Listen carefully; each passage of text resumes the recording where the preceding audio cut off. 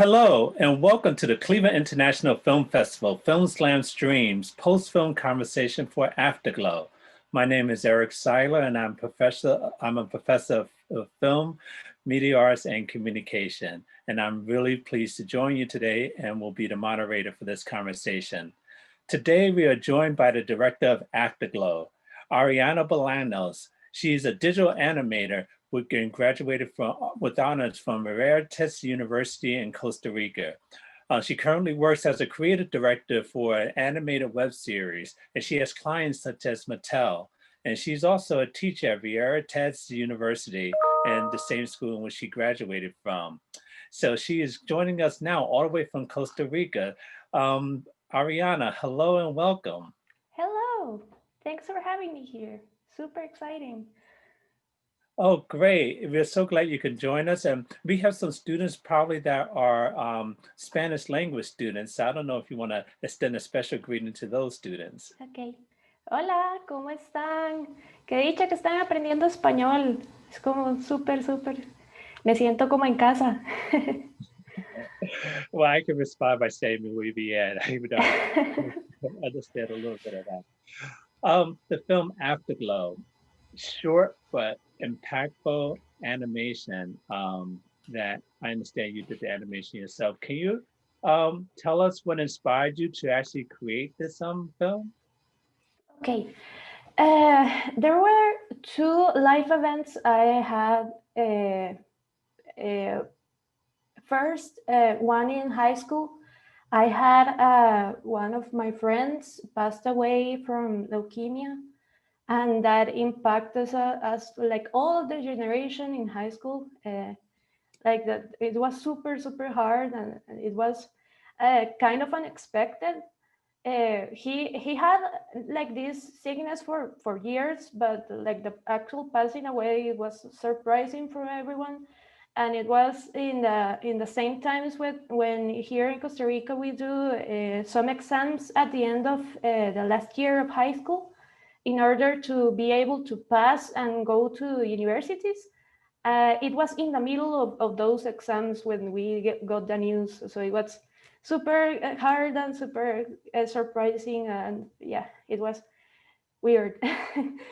And the other live event I had that it was actually in the middle of production of this short film was my brother passed away as well from cancer as well. So it was like it was a disappointing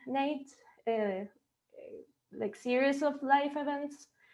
And yeah, from since my first life event happened, I wanted to make a film in honor of all those people that are fighting with cancer or some sort of illness that is life-threatening of some at some degree. And I wanted to also commemorate the people that are fighting against an illness, and even when they are struggling, they are still loving life and trying to be as positive as possible, trying to go out for their dreams and going like all life, enjoying life altogether, even when they are struggling with that. So I think I wanted to do something inspiring for other people and something that opens eyes for the people. Mm-hmm. Well, yeah, I talked to quite a few filmmakers, and it's really always interesting to see how filmmakers develop their projects out of something really personal. And I'm sorry for your loss, and I'm glad that you had the opportunity to actually, express, the grief and some things you went through this film. This film that you did, you chose to do an animation. And did you do the animation yourself? Yeah, I did. Okay, great. And the characters, Liliana and Manuel, both likable characters. Did you see yourself in one of the characters at all? Yeah, of course. I wanted, for example, mostly for the girl. that is in the short film. I basically did it based on myself, and I did it based on my 2005 self. So the clothing, and if you see a little bit of hints in the, for example, in the publicity on the street, everything, and that's, for example, the flip phone she's using, everything is pointing out to 2005 or around that year. And yeah, I wanted to show a very Latin American character and a little bit grumpy character as well. So it has like a little bit of contrast between both characters. And I wanted to make, for example, the masculine character to look different from her. So we got a little bit of variation in skin tones, or so everyone can feel a little bit identified. So yeah, for sure, I wanted to make her as a little part of me in a sense, and him as a little bit of contrast with her. And yeah. I see. So that your voice sounds familiar and her voice sounds familiar. Was that your voice in there? Yeah, that her Yeah. voice was actually my voice. Okay. Oh, great, great. So, okay, so you're really, really personally invested in this piece. What has been the reaction? How have people received this film? It is a little bit cruel because I wanted people to cry with it. So I get super sad and super happy at the same time when I see people telling me like, oh, it's so sad, it made me almost cry, and I am like, yes, they cried. But it is of course, it is not to make people feel bad, it is to make people feel something, because it is not the same to watch a film or to watch a movie and go, I watched it, but I didn't feel anything with it. I didn't learn anything from it. It is different that if you go watch something, even if it is super short, like this short film is 4 minutes long, and you feel something and it inspires to do something or to follow the dreams, or yeah. Okay. Well, good, good. I'm glad you said that because you answered my next question about what do you want people to get from this, not only to cry, but to follow their dreams as well too. Yeah. I just want to remind everyone, we are talking to Ariana Bolaños and the director of Afterglow. And if you have questions, please put them in the Q&A and we'll get to them as time allows. The title Afterglow, can you explain the meaning behind that? Yeah, it is funny because I didn't choose an actual Spanish title for the short film, and I struggle a little bit with the naming. I always do. I always have everything done, like animated, and I thought about it a lot, and I don't have a name. So I was searching for a word that meant something special, but doesn't spoil all the film whatsoever. So I found this word, afterglow, that means the light that is still left when the sun is already set. So it is like a hidden meaning of the hope that, in this case, Manuel has when he knows he's probably going to die, or he is going to suffer a lot with this illness he has, but he still fights and has this little light of hope with him to follow his dreams, to keep doing what he's doing, and to not just be pessimist and give up too early. So yeah, that's basically the meaning for the title. And I also wanted to give an extra meaning by using a special light effect on the short film, where when it begins, it is like a yellowish sunset kind of colors, and when the short film passes by and it keeps going, it turns into night, so it is bluish tones. So when everything is like happy or neutral, everything is yellow, orange, and when this comes into more drama and more sad, and Liliana starts to notice something is not right. Everything is blue, so it's like several layers of meaning to the title, actually. Okay. Well, good. I mean, that's a very, very fitting title there that you have for this film. We have one question that's come in. The question is, was the location based on a real location? I guess they're asking, was the location of the bus stop, was that based on a real location? Yeah, it was. I was actually wanted to show a lot of my country. I wanted to base everything on my country because, of course, it is in Spanish and in a kind of neutral Spanish, but a little bit of accent because it was voiced by me. I can't not just ignore my own accent. Yeah, it was based on a location in the capital area. It is named Paseo Colón. It's a long road. Don't imagine like a super giant road. Roads in Costa Rica are not that big because it's a small country. But yeah, it is super similar to the show film. It is a long road with restaurants and other shops around it. And bus stops, and all the bus stops from different other the provinces go there, so stop there. So it is a perfect location because in the short film we hint that they are not they have not seen each other for a long time, so it makes sense that they get to find each other again in that exact place where all the buses from all the provinces or the most of the provinces stop there. So yeah.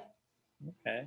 Well, good, good. I thought it was based on a real location. I'm glad that you showcased Costa Rica in that fashion. Another question we have is, since Liliana is always late, are you always late? No, not always, but it is kind of stressing when you ride buses here because there is a lot of traffic around the capital area, San Jose. And always, not always, but sometimes when you planning ahead and go 4 hours ahead to where you want to go. In my case, I always went passed by Paseo Colón when I was going to university. Sometimes stuff happens, traffic, someone I don't know, crashed the car, or I don't know, a march or of some sort.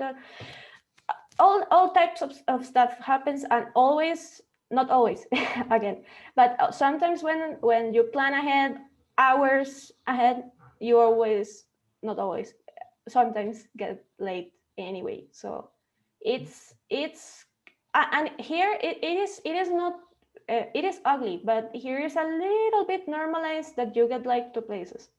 It is, of course, it is not all, oh yeah, you are super cool because you got late, but it is not that big of a deal if you got late to something. Mm-hmm. And yeah. Oh. And she got late, like the fact that she got late is also like fitting this personality that she has, that she is super grumpy at that time, and she is so grumpy and full of herself in that moment that she doesn't even notices that one of her best friends in the past was just sitting there watching her getting a tantrum in there. So yeah. Okay.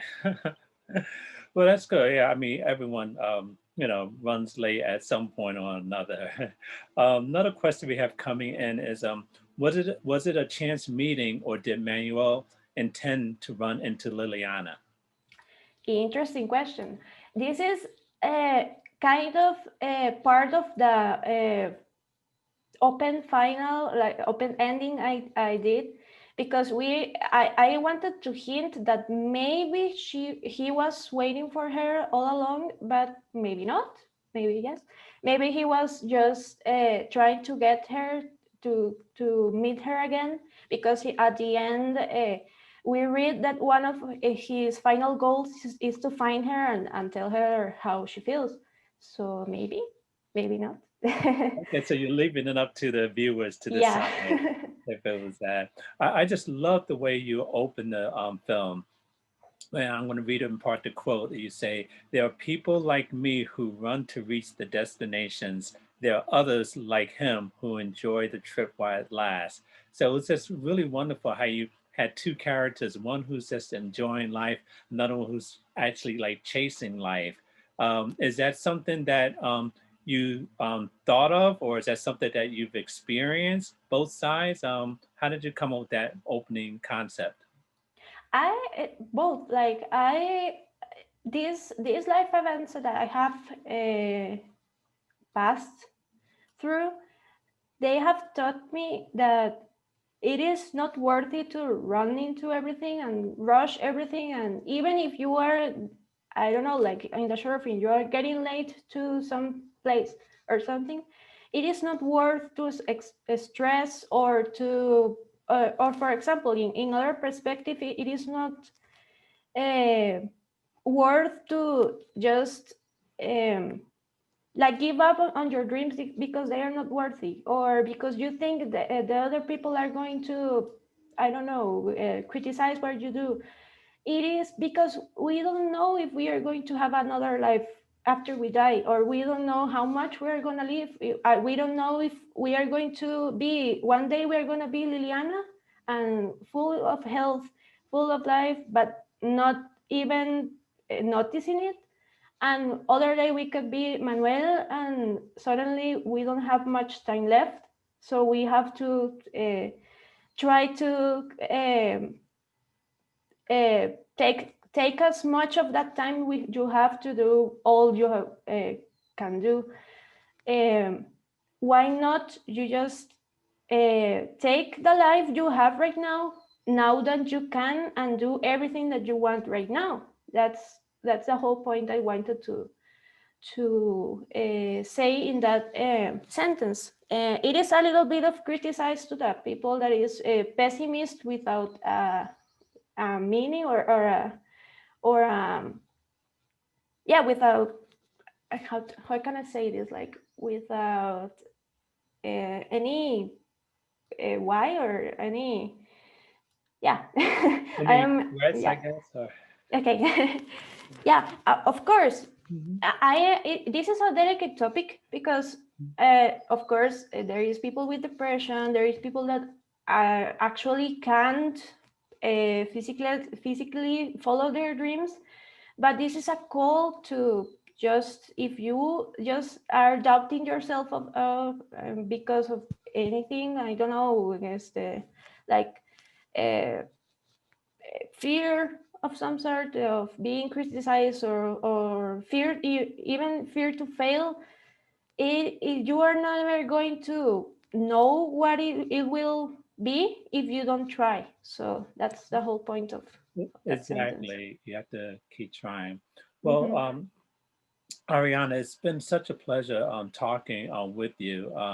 We're about to wrap up here. Before I let you go, can you tell us quickly what's next for you? What are you working on now? What can we expect to see from you in the near future? Okay, yeah.